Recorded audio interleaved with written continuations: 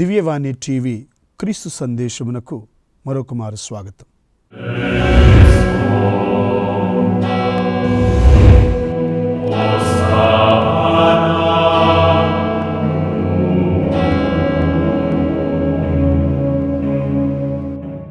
ప్రియమైన దేవుని బిడ్డలారా, గత వారం మనము తపస్కాలము యొక్క ప్రాధాన్యతను తెలుసుకున్నాం. తపస్కాలం అంటే శ్రీసభ మనకు ఏర్పాటు చేయబడిన ఒక రక్షణ కాలం అని చెప్పాం. అదేవిధంగా తపస్కాలాన్ని ఎందుకు మనము ఎంతో ప్రాధాన్యతగా కొనియాడాలని కూడా మనము ధ్యానించుకున్నాం. దేవుని యొక్క వాక్కు ప్రకారము మనము దీవించినప్పుడు, దేవుని యొక్క వాక్కు ప్రకారము మన యొక్క జీవితాలను సన్నద్ధపరుచుకున్నప్పుడు దేవుని యొక్క కృపను పొందుతాము అని కూడా మనము ధ్యానించాం.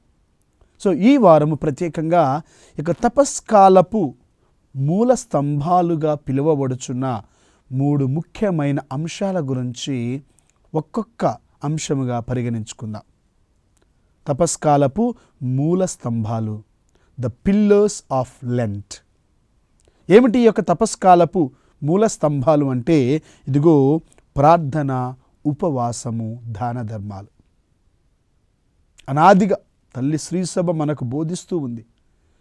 ఎవరైతే, ఏ క్రైస్తవుడైతే ఈ 3 ముఖ్య కార్యాలకు ప్రాధాన్యత ఇచ్చి ఈ 40 రోజుల ఉపవాస జీవితాన్ని, 40 రోజుల ప్రార్థనా జీవితాన్ని, 40 రోజుల దాన ధర్మాల జీవితాన్ని జీవిస్తాడో అతడు దేవుని మెప్పిస్తాడు, అతడు దేవుని చేత అంగీకరించబడతాడు. కాబట్టి ప్రియమైన దేవుని బిడ్డలారా, ఎందుకు ఈ యొక్క 3 కార్యాలను, ఈ ప్రార్థన, ఉపవాసము, దాన ధర్మాలను తల్లి శ్రీసభ తపస్కాలపు మూల స్తంభాలుగా వర్ణిస్తూ ఉందంటే, ఇదిగో మనం మత్తయి సువార్త 6వ అధ్యాయంలో 1 నుంచి 18 వచనం వరకు మనం చదువుకుంటూ ఉన్నాం. క్రీస్తు ప్రభు ఇజ్రాయేల్ ప్రజలతో పలుకుతూ ఉన్నాడు.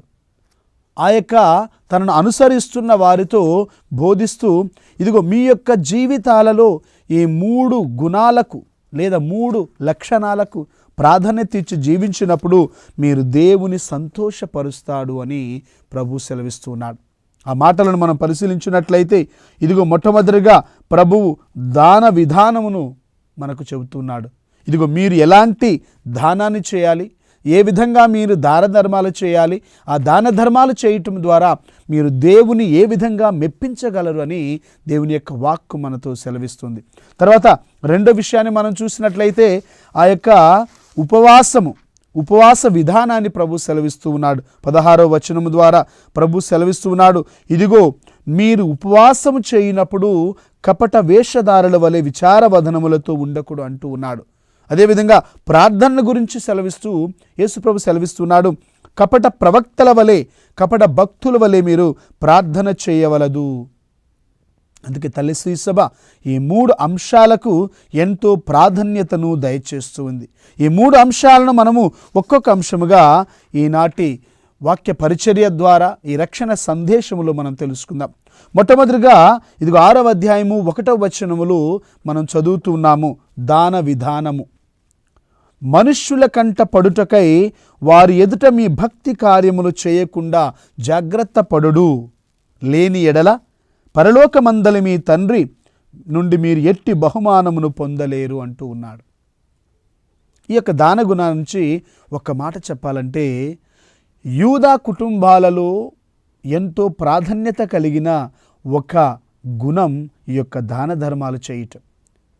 వాస్తవంగా ప్రతి యూదుడు కూడా, ఆ యూదా కుటుంబాలలో ఉన్న ప్రతి వ్యక్తి కూడా దాన ధర్మాలకు ప్రాధాన్యత ఇవ్వాలని మోషే ధర్మశాస్త్రము బోధించినట్లుగా వారు విశ్వసిస్తూ ఉండేవాళ్ళు.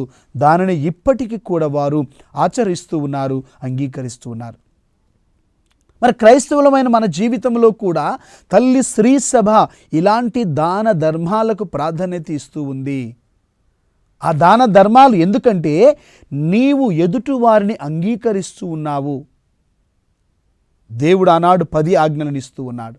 ఆ 10 ఆజ్ఞలలో ఇవన్నీ కూడా 2 ఆజ్ఞల్లో అణిగి ఉన్నవని మనం చదువుతున్నాము సత్యోపదేశ సంక్షేపంలో. ఏంటవి? ఇదిగో నీవు దేవుని ప్రేమించాలి, నీవలే నీవు పొరుగువారిని ప్రేమించాలి. సో దేవుని ప్రేమిస్తే నీ యొక్క క్రైస్తవ జీవితం సరిపోదు. నువ్వు చాలాసార్లు మనం సంతృప్తి పడతాం, ఇదిగో నేను దేవుని ప్రేమిస్తూ ఉన్నాను, దేవుని యొక్క కార్యాలు చేస్తూ ఉన్నాను, దేవుని నేను మెప్పించగలుగుతూ ఉన్నానని ఏదో నీ యొక్క ఆరాధన మాత్రము దేవుడికి ఇచ్చి నాకు నా ఎదుటి వారికి సంబంధం లేదని నీవు ఆలోచిస్తే దేవుని చేత అంగీకరింపబడవని విషయాన్ని ప్రతి ఒక్కరు కూడా గ్రహించాలని నేను ఈ యొక్క వాక్కు రూపంలో సెలవిస్తున్నాను ప్రియమైన దేవుని బిడ్డలారా. అందుకే ప్రభు సెలవిస్తున్నాడు, ఇదిగో దాన ధర్మాలకు ప్రాధాన్యత ఇవ్వండి, నీ పొరుగువారిని ప్రేమించండి, నీ పొరుగువారిని ప్రేమించండి, అతడే నీకు సహోదరుడు అవుతాడు, అతడే నీకు బంధువు అవుతాడు, అతడు నీవు నిజమైన స్నేహితుడిగా మారతాడు అని యేసు ప్రభు సెలవిస్తున్నాడు.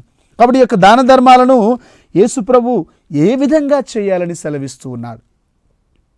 నీవు 10 కంటపడుటకై నీ యొక్క దాన ధర్మాలను చేయకము. అందరం కూడా గ్రహించవలసిన మాట.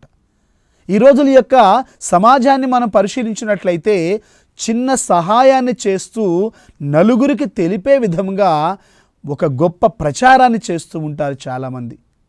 చేసే దానము 10% అయితే దానికి పెట్టే ఖర్చు, ఆ దానాన్ని 10 మందికి తెలియపరచడం కోసము ప్రచార నిమిత్తం పెట్టే ఖర్చు 90% అవుతుందని చాలామంది చెబుతూ ఉంటారు. అంటే ఎందుకంటే ఇదిగో నలుగురు నన్ను మెచ్చుకోవాలి, నలుగురు నన్ను పొగడాలి, నలుగురు నన్ను స్తుతించాలి, నా యొక్క దాన గుణాన్ని గురించి నలుగురు తరతరాలుగా చెప్పుకోవాలి అని ఆడంబరానికి పోతూ ఇదిగో చిన్న చిన్న సహాయాలను కూడా ప్రచారంలోకి తీసుకొచ్చే వ్యక్తులు ఈ ప్రపంచంలో ఎంతోమంది ఉన్నారు. కానీ ప్రభు అడుగుతున్నాడు, ఒక క్రైస్తవుడి యొక్క స్వభావం అది కాదు. నీవు చేసే దానము నీ కుడి చేతి చేత చేస్తే ఎడమ చేతికి తెలియకుండా ఉంచాలి, ఎడమ చేతితో చేస్తే కుడి చేతికి తెలియకుండా ఉండాలి. ఎందుకంటే నీ రహస్య కార్యమును నెల్లా ఎరిగే నీ దేవుడు అది చూస్తున్నాడు, నీ యొక్క క్రియను చూస్తున్నాడు. నీవు ఎలాంటి ఉద్దేశంతో, ఎలాంటి ఆలోచనతో ఈ యొక్క క్రియలు నీవు చేస్తున్నావో దేవుడు నిన్ను గ్రహిస్తూ ఉన్నాడు, దేవుడు చూస్తూ ఉన్నాడు. మరి అలాంటప్పుడు నీవు ప్రాధాన్యత ఇవ్వవలసింది, ఇదిగో నా యొక్క కార్యాల వల్ల నాకేదో గొప్పతనము లాభిస్తుందని కాదు ప్రియమైన దేవుని బిడ్డలారా. నా యొక్క దాన ధర్మాల వల్ల, నేను ఎదుటి వారికి చేసే ఆ యొక్క చిన్న చిన్న సహాయాల వల్ల నన్ను అందరూ కూడా తెలుసుకుంటారు, నన్ను అందరూ కూడా అంగీకరిస్తారు, నన్ను అందరూ కూడా స్తుతిస్తారు అనే ఆలోచనతో నీవు గనక దాన ధర్మాలు చేస్తే అది ఎలాంటి బహుమానాన్ని ఇవ్వవు. మత్తయి సువార్త 25వ అధ్యాయంలో మనము తుది తీర్పు గురించి చదువుతున్నాం. ఎంతో చక్కని మాటలను ఆ యొక్క సువార్తికుడు మన కోసము ఏర్పాటు చేస్తున్నాడు. ఏమని చెబుతున్నాడు ఆ యొక్క తుది తీర్పు సమయంలో? ఇదిగో 31వ వచనం చదువుతున్నాం. మనుష్య కుమారుడు సమస్త దూతల సమేతముగా తన మహిమతో వచ్చునప్పుడు తన మహిమాన్విత సింహాసనముపై ఆసీనుడగును. అలా అయిన తర్వాత అప్పుడు సకల జాతుల వారు ఆయన సముఖమునకు చేర్చబడదురు అంటూ ఉన్నాడు. సకల జాతుల వారు అంటే మంచి చేసిన వాళ్ళు, మంచి చేయని వాళ్ళు, దేవుని యొక్క బిడ్డలు, దేవునికి సంబంధం లేని వారు అందరూ కూడా దేవుని యొక్క సింహాసనం ఎదుట నిలబడి ఉండవలసిందే. దాన్ని ఎవరు తప్పించుకోలేరు. అది దేవుని యొక్క ప్రణాళిక. దేవుని యొక్క తీర్పు నుంచి ఏ నరమానవుడు కూడా తప్పించుకోలేడు అనేది యథార్థం. కానీ నీవు ఆలోచించవలసింది అది కాదు ముఖ్యం. ఇక్కడ నీవు ఎంతవరకు దేవుని యొక్క బహుమానాన్ని పొందగలుగుతున్నావు? నీ యొక్క జీవిత క్రియల ద్వారా, నీ యొక్క జీవిత నడవడిక ద్వారా, నీ యొక్క అంగీకార స్వభావం వలన ఎదుటివారిని నీవు స్వీకరించటం ద్వారా ఎంతవరకు నీవు దేవుని యొక్క బహుమానాన్ని పొందుతున్నావని ఆలోచించమని దేవుని యొక్క వర్తమానం సెలవిస్తుంది. అందుకే ప్రభు సెలవిస్తున్నాడు, ఇదిగో ఒక మాట చెబుతున్నాడు, నా తండ్రిచే దీవించబడిన వారలారా. చూడండి ఎంత చక్కని మాట ప్రభు అంటున్నాడు. ఇదిగో మత్తయి సువార్త 25వ అధ్యాయము 34వ వచనము ఈ విధంగా సెలవిస్తుంది. అప్పుడు రాజు తన కుడి ప్రక్కన ఉన్న వారితో, నా తండ్రిచే దీవించబడిన వారలారా రండు, ప్రపంచ ప్రారంభము నుండి మీకై సిద్ధపరపబడిన రాజ్యమును చేకొనుడు. ప్రైజ్ ద లార్డ్, హల్లెలూయా. ఒక క్రైస్తవుడిగా నీకేం కావాలి? ఏ బహుమానాన్ని నువ్వు కోరుతూ ఉన్నావు? దేవుని యొక్క సన్నిధిలో ఉండటం కన్నా గొప్ప బహుమానము ఏమీ లేదు. అందుకే కీర్తనాకారుడు సెలవిస్తున్నాడు, ఇదిగో దేవా, నీ ఆలయమున ఒక్క దినము నుండిన 1000 దినముల దీవెన నాకు. అంటే దేవుని యొక్క ఆలయములో అంటే దేవుని యొక్క సన్నిధిలో ఉన్నావు, దేవుని యొక్క రాజ్యములో నీవు ఉన్నావు, దేవుని యొక్క కుడిపార్శ్వమున నీవు కూర్చుంటావు, దేవునిని నీవు ముఖాముఖిగా దర్శిస్తావు.